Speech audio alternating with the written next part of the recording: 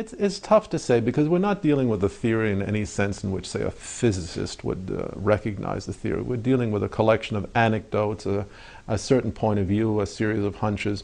I would say that the most outstanding, the salient points are, first of all, the fossil record, which is simply mystifying. We can't make much sense of the fossil record. It does not sustain any kind of Darwinian prediction that can be intelligently derived from Darwinian theory, and it doesn't seem to sustain anything else as far as I can see. It's a perfectly mystifying record. That's one obvious point. I'm not talking just about the Cambrian explosion, I'm talking about everything that doesn't make a whole lot of sense in the fossil record.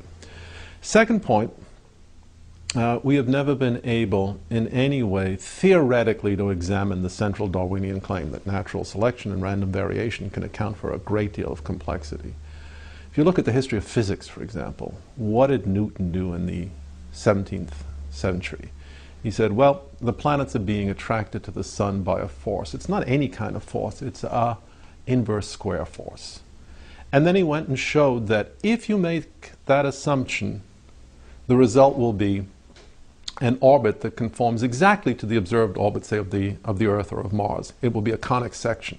And then he proved the converse, that if it's a conic section, the planets must be attracted to a central source by an inverse square law. There is nothing like that in biology, in Darwinian theory. A kind of a canonical demonstration that this mechanism, random variation, natural selection, is adequate to the generation of this level of complexity. From the point of view of the serious sciences, without that kind of a demonstration, one is completely adrift. You have no idea whether the mechanism is adequate for its intended purposes. This is the second point. Third evidential piece of the puzzle. Look, you turn to the serious sciences, you turn to general relativity or quantum mechanics. I can program a computer with the equations of general relativity or with the equations of quantum mechanics, and I can say, all right, what are the consequences? I can actually see the consequences emerge in a simulation. We can't do any of this in biology, and that should prompt any reasonable person to ask, why not? If this is such a simple mechanism, which can easily be programmed on a computer, how come we can't set up a computer and create something of biological-like complexity? How come we cannot see the unfolding of an evolutionary process the way we can see the unfolding of an evolutionary process in physics? It's a very serious question. I've looked at all the genetic algorithms. I'm trying to write a genetic algorithm myself. And the sheer fact is, without a tremendous amount of very special manipulation and ad hoc constraints, the computer is not going to generate anything realistic if it uses Darwinian mechanisms, and it will generate something realistic only if it doesn't use Darwinian mechanisms. This is an important point.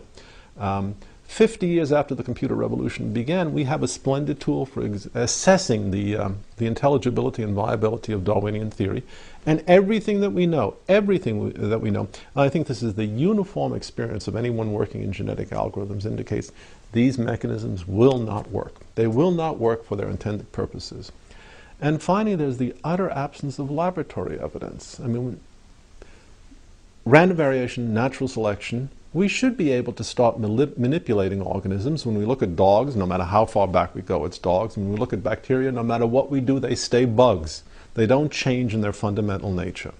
There seems to be some sort of an inherent species limitation, and we have no good explanation for this in terms of Darwinian theory. We should have far more flexibility, far more plasticity under laboratory conditions than we actually do if Darwinian theory or anything like that were correct. What we see in nature, what we see in the laboratory, is very highly bounded variation, cyclic variation, as for example finch beaks in the Galapagos Island. That's about all we see.